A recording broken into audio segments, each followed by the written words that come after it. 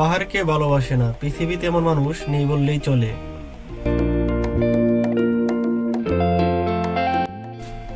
যদি এমন হয় একটা জায়গাতে পাহাড় এবং সমুদ্র একই সাথে, তবে সেই জায়গাটি মানুষের মধ্যে আরো বেশি জায়গা করে নিবে। হ্যাঁ, এমন একটি অ্যাডভেঞ্চার ট্রিপে আজ আমরা বেরিয়ে পড়ি।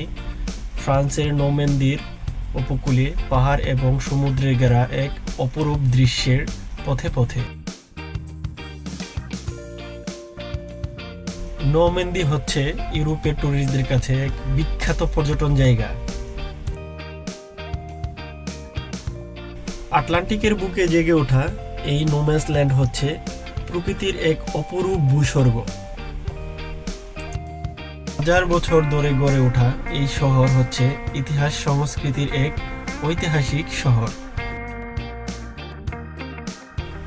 বিখ্যাত ঐতিহাসিক দুর্ধর্ষ যোদ্ধা ভাইকিংদের হাতে গড়ে উঠেছে এই শহর।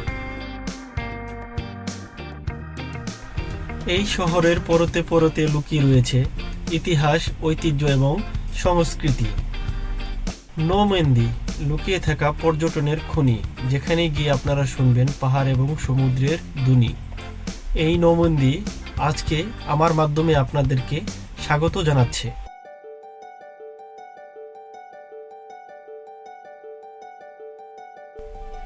ছবির মতো সুন্দর এই ফ্রান্সের প্রাকৃতিক সৌন্দর্য যতই দেখছি, ততই যেন ফ্রান্সের প্রকৃতির প্রেমে পড়ে যাচ্ছি। প্যারিস থেকে 256 কিলোমিটার এবং গাড়িতে যেতে প্রায় 3.5 ঘন্টার মতো সময় লাগে। আমরা ছুটে চলছি নরম্যান্দির পথে পথে। পথের দুধারে ছোট ছোট পাহাড়, বন, জঙ্গল, প্রকৃতি এ দেখতে সত্যি অবিশ্বাস্য সুন্দর। ফ্রান্সের সৌন্দর্য দেখতে হলে অবশ্যই আপনাকে গ্রাম অঞ্চলে যেতে হবে। নেমে আমরা সকালে নাস্তা করতেছি। নাস্তায় কি কি আছে দেখা যাচ্ছে? হ্যাঁ, অবশ্যই সবাইকে তোলা হবে। নাস্তার মধ্যে আছে কলা, জুস, ডিম, সাথে একটি স্যান্ডউইচ, শুকুলা, পোয়াসো, এটা হচ্ছে কাবাব গ্রেক স্যান্ডউইচ।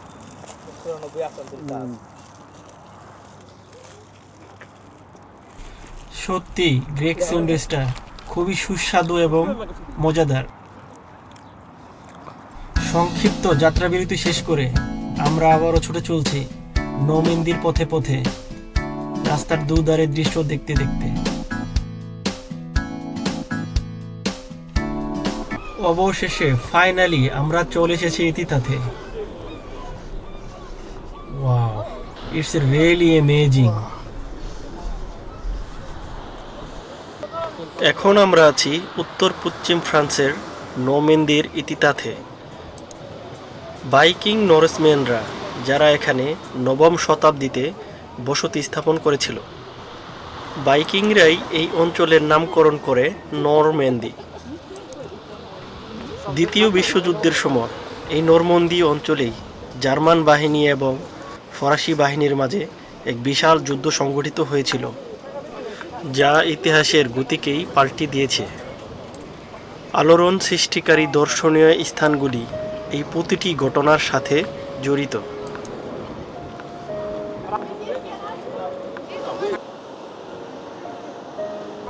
এটা হচ্ছে পাহাড়ের প্রথম ধাপের দৃশ্য এগুলা। এখন আমরা যাচ্ছি প্রথম ধাপ শেষ করে দ্বিতীয় ধাপে। পাহাড়ের উপরে ওঠা খুবই পরিশ্রমের কাজ, সেটা এখন আমি বুঝতে পারছি।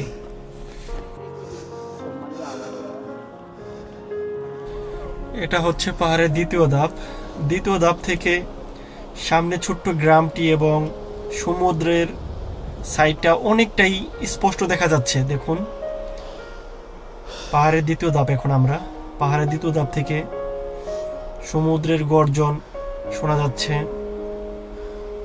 ওয়াও, ওটা হচ্ছে একটি গলফ মাঠ, এখানে গলফ খেলা হয়, খুবই সুন্দর একটি মাঠ। আমরা আছি পাহাড়ের উপরে লেগিও ক্রুজি নামক এক স্থানে। এটা হচ্ছে এই নরম্যান্দির সবচেয়ে বিখ্যাত জায়গাগুলোর মধ্যে অন্যতম, লেগিও ক্রুজি।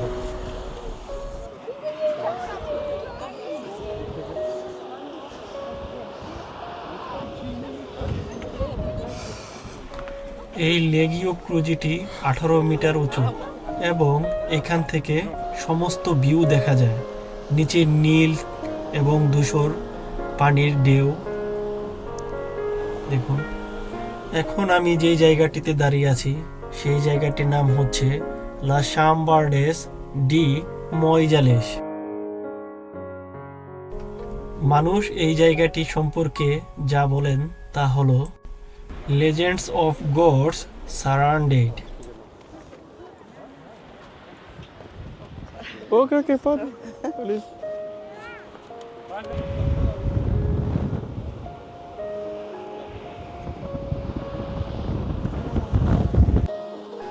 প্রায় 1200 বছর আগে ভাইকিংরা এই শহর রোয়েনকে তাদের রাজধানী বানিয়েছিল। মধ্যযুগে রোয়েন 40,000 বাসিন্দা নিয়ে ফ্রান্সের দ্বিতীয় বৃহত্তম নগরী ছিল। 12 শতকের এই আজকের ফ্রান্সের প্রায় অর্ধেকই ছিল ইংল্যান্ড শাসিত।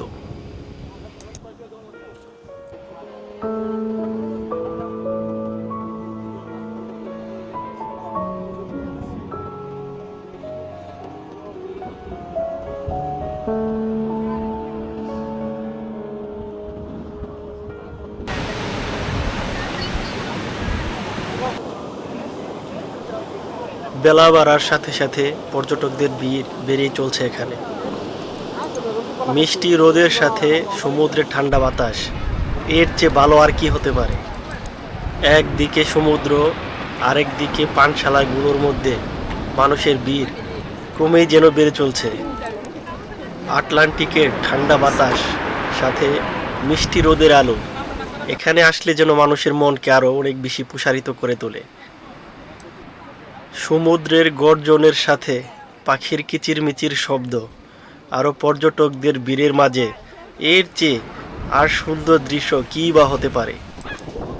এই নীল অতলান্তিক সাগরের দৃশ্য সত্যি খুবই মনোমুগ্ধকর। এখন সাগরের পানিতে নামা নিয়ে আলোচনা চলছে, কে আগে নামবে কে নামবে না, এই নিয়ে এখন দর কষাকষি হচ্ছে। অবশেষে সিদ্ধান্ত হলো সাগরে সবাই নামবে। এখন সবার আগে নাজমুল ভাই এবং ফয়সাল সাগরের ধারে বসে প্রস্তুতি নিচ্ছে সাগরে নামার জন্য। পানির তাপমাত্রা পরিমাপ করে নিচ্ছে এবং আলাপ আলোচনা করে নিচ্ছে যে কে নামবে আগে কে নামবে পরে। ইতিমধ্যে সবাই নেমে গেছে, এখন আমার নামার পালা। অবশেষে আমিও নেমে পড়লাম সমুদ্রের পানিতে। সমুদ্রের ঠান্ডা পানিতে শুরুতে আমি নামতে চাচ্ছিলাম না, তারপরও যেহেতু সবাই নেমে গেছে তাই আমিও নেমে পড়লাম ঠান্ডা পানির মধ্যেই। এই আটলান্টিকের পানি প্রচণ্ড রকম ঠান্ডা, তার মধ্যে বড় বড় ঢেউ।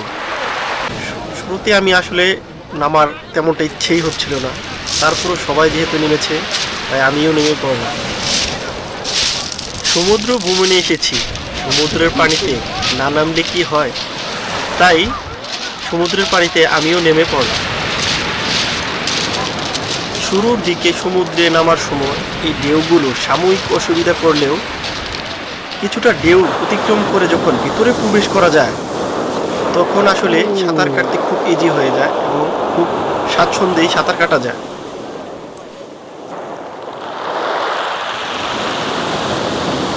এই সাগরের বিশালতার মাঝে আজ হারিয়ে যেতে ইচ্ছে করছে, নিজেকে বিলিয়ে দিতে ইচ্ছে করছে এই গর্জনের মাঝে। অবশেষে কয়েক ঘন্টা সময় ধরে গোসল করার পর এখন আমরা যাচ্ছি অন্য এক পাহাড়ের উপর। দুপুরে লাঞ্চ করতে হবে। সাঁতার কাটার পর সবাই খুবই ক্ষুধার্ত। অবশেষে পাহাড়ের সিঁড়ির অনেকগুলো ধাপ অতিক্রম করে আমরা পাহাড়ের চূড়ায় এসে পৌঁছলাম। এখান থেকে পাহাড়ের দৃশ্যগুলো সত্যি অসাধারণ।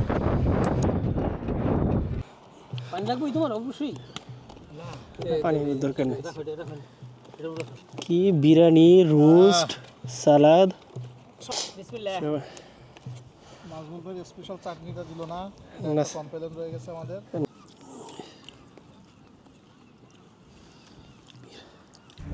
খানা দানা শেষ করে আমরা চারদিকে ঘুরে ঘুরে দেখছি দ্বিতীয় বিশ্বযুদ্ধের ছড়িয়ে ছিটিয়ে থাকা নানা রকমের ইতিহাস।